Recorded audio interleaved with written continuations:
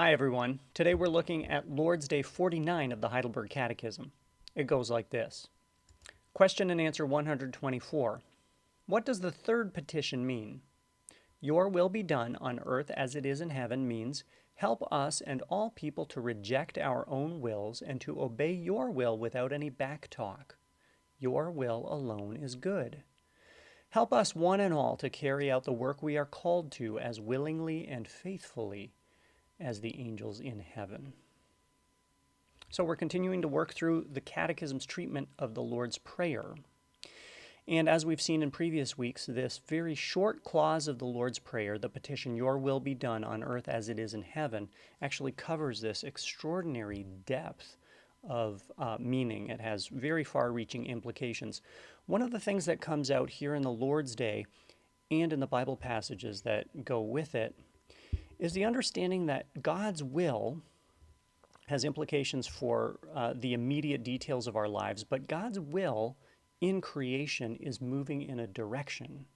All of our devotion and faithfulness and all of our work as Christians is ultimately moving toward the fulfillment of the kingdom of God. That is, the completion of God's redeeming work in this broken world, and also the coming new creation. And so our Bible passages both reflect some of what the Catechism is teaching in terms of our desire as Christians to align our wills with God's will and to serve God as faithfully as the angels in heaven.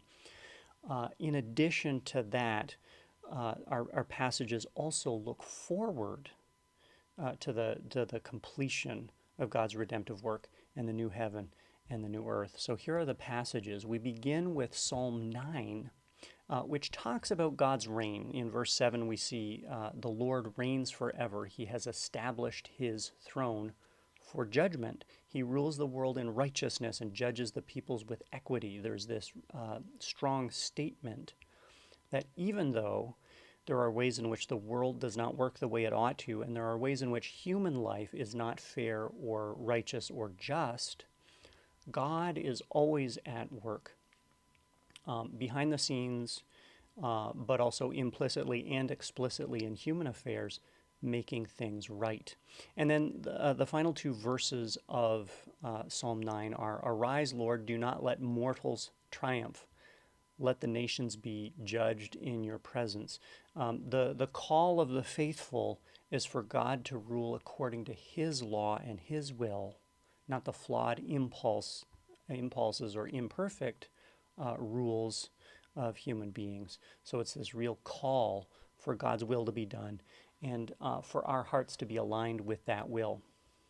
In Isaiah, we look at Isaiah chapter 52, and we see the same thing. There's both this lament that the world doesn't work according to God's will perfectly, or that human affairs don't always conduct themselves according to God's will, but also that God is the one who restores justice and righteousness by imposing his will, and that the imposition of God's will means salvation for all people. Next we go to 1 Corinthians 15, and 1 Corinthians 15 is a long chapter in which Paul talks in great detail about the resurrection, which is the ultimate destination of redeemed human beings through Jesus Christ. So it's a really important chapter to read through, but here we get an excerpt from it in which specifically Paul says, the end will come. Human history is proceeding toward a goal, toward an end point. And he says Christ is the first fruits of the redeemed humanity that will be raised from the dead. The end will come when Christ hands over the kingdom to God the Father after God has destroyed all competing authorities and powers. He must reign until he's put all his enemies under his feet. The last enemy to be destroyed is death. So again, we see this vision of the unfolding of human history that will culminate in God's authority being finally, pervasively recognized, and all evils, every kind of brokenness that came from our fall into sin, even death, will be defeated. Next, we turn to Revelation 21, which is the first part of the Apostle John's vision of the end of history. The book of Revelation is really the Apostle John's report of the veil parting between heaven and earth, and John not only seeing what's going on in heaven behind the scenes of human affairs, but also he steps outside of human history and he sees the entirety of history stretched out in front of him, and he gets to see the very end. And so in Revelation 21, we see the first part of that vision where John says, "Then I saw a new heaven and a new earth." He sees the one on the throne saying, "I'm making all things new." And at the conclusion of that chapter, there's this vision of a city, a restored Jerusalem, which isn't the geographic city of Jerusalem that we know. It's Jerusalem as a spiritual entity that is the final place where humanity and God dwell side by side, face to face, in harmony. And then this vision is continued and concluded in Revelation 22, where there's further vision of what this renewed creation will bring, including restoration of the nations, the nations, people of all races and backgrounds, gathering and finally being united in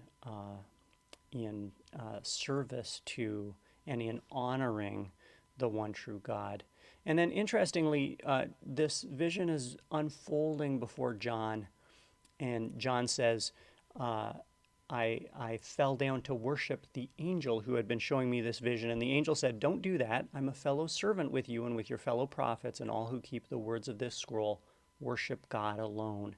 And so again, there's this final imperative not to bow down or submit to or give ultimate loyalty to any created thing, even an angel, but to have hearts that are turned to and wholly devoted to the one true God, in whose hands are all things, and according to whose plans all things will finally unfold for the best. So that's Lord's Day 49 in summary.